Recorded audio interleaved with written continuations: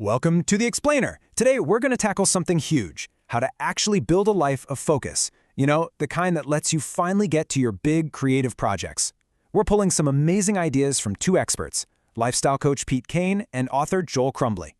So let's just start with a feeling, and I'm pretty sure you know this one. It's that constant battle, right? On one side, you've got the endless scroll, the notifications, all the digital noise. And on the other, there's this deep down desire to actually create something that matters.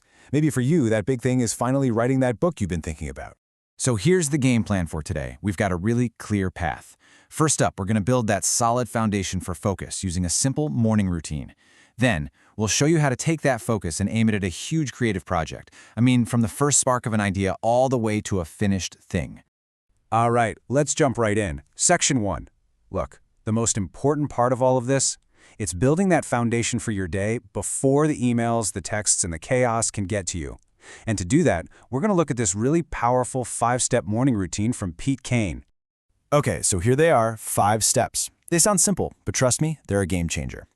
First, you drink about 20 ounces of water, just to get your brain hydrated. Step 2, think.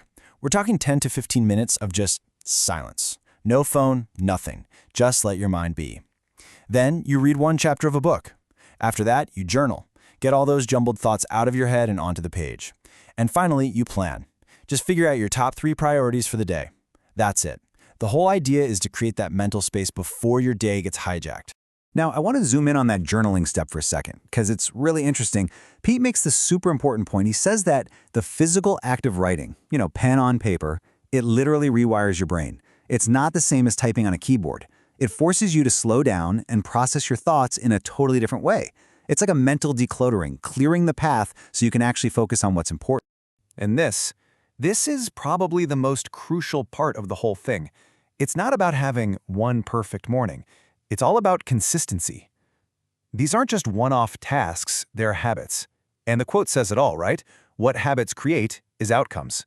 When you are consistent, you are literally systematically training your brain for focus and clarity. Okay, let's be real for a sec. Looking at 5 new things to do every morning, yeah, that can feel like a lot. It could be overwhelming. But here's the good news, you don't have to do them all at once. The real key here is to just start small, super small, and build from there. The whole technique behind this is something called habit stacking, and it's way more powerful than just trying to muscle through with willpower. In fact, Pete Kane says willpower is basically a myth. It's a resource that just runs out. You can't try harder forever. But habits are automatic. And with habit stacking, you're building a system that doesn't rely on willpower. It just runs.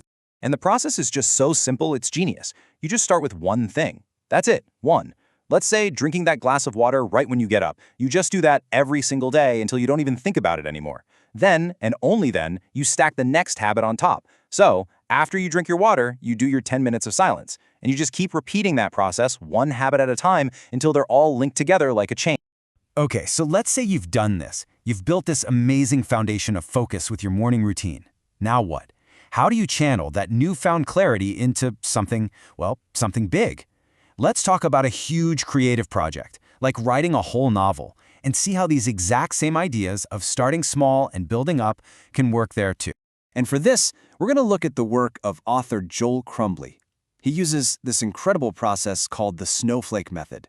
And the reason it's so brilliant is that it totally destroys that terrifying feeling of staring at a blank page. You know that feeling? Well, this method gets around it by starting so small and just growing. So here's how it works.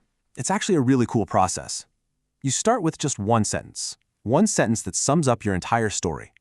Then you take that one sentence and you expand it into a 5-sentence paragraph, maybe outlining the beginning, middle, and end.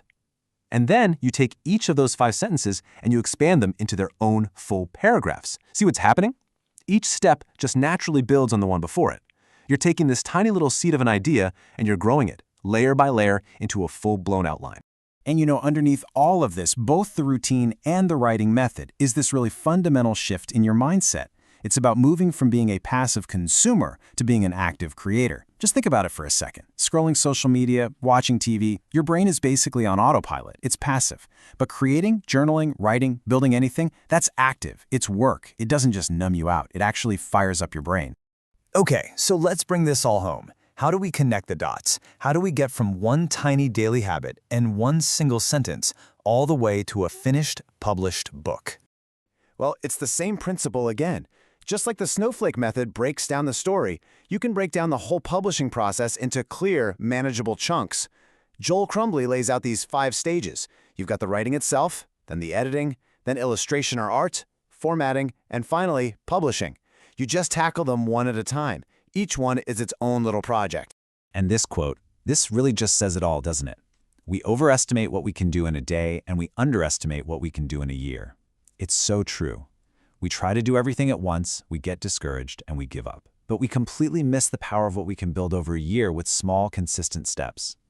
That little 5-minute journaling habit, that 400 words you write every day, it doesn't feel like much, but it compounds. It turns into something massive. It's not about some heroic all-night session. It's about the small, steady work, day in and day out. So all of this really just brings us to one last question. And this one's for you. You've now seen how to build a foundation of focus, and you have a process for tackling big projects. You have the tools. So the question is, what's the one thing? What is the single most important thing you're going to create this year?